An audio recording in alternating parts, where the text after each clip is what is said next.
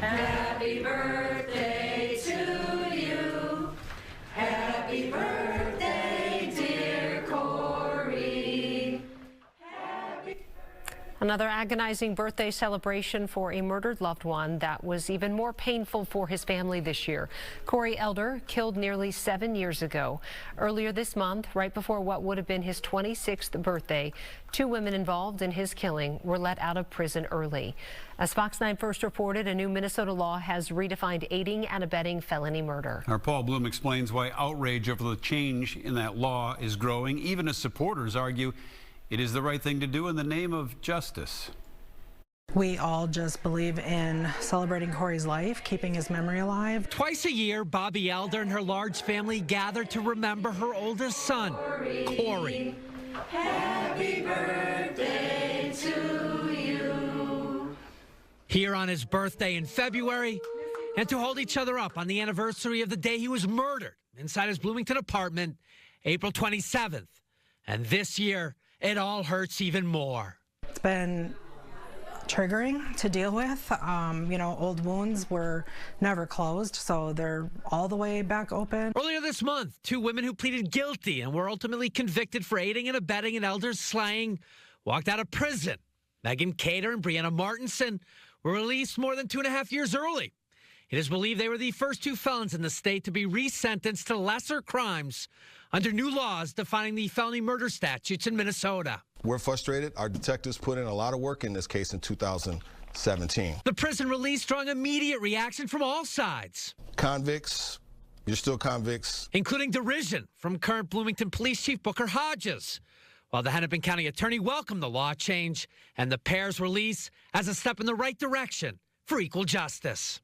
We're not talking about people who are innocent of everything. We're just recognizing exactly the role that they played. We should limit this doctrine of aiding and abetting felony murder to certain situations where the person involved has a strong culpability for a death. Over the last few years, the Minnesota legislature has studied and ultimately redefined the law to strengthen language around felony murder so that only those major participants in the actual killing face the harshest consequences.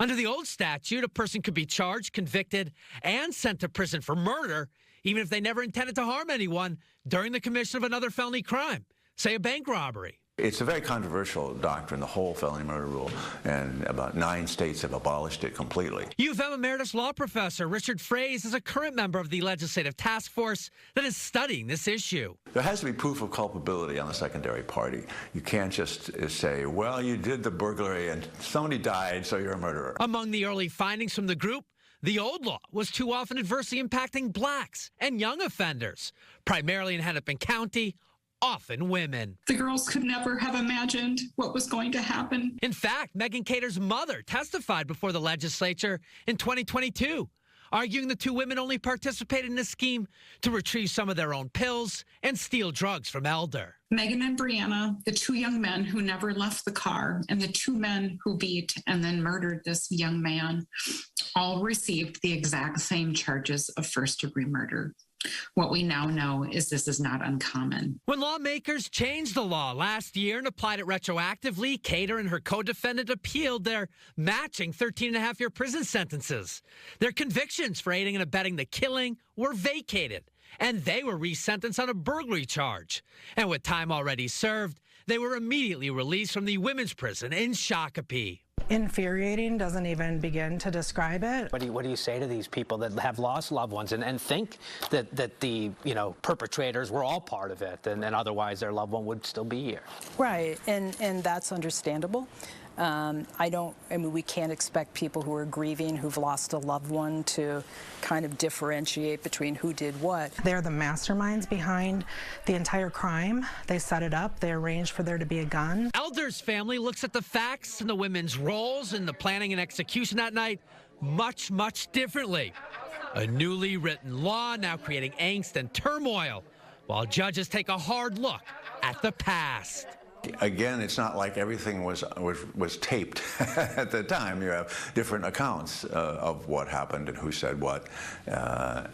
So yeah, it's very difficult. It should be noted 2 other men connected to Corey Elder's murder. They stayed out in the car. They are also appealing right now. Across the state, there have been more than 100 people convicted under the old aiding and abetting felony murder statute, attempting to have their crimes reduced. At least 38 thus far have been rejected. But the application process continues for another 1.5 years. So there will be more families like the Elders impacted by this effort that supporters insist is all about holding people accountable for the crimes they commit, not the murders someone else is responsible for. Paul Bloom, Fox 9.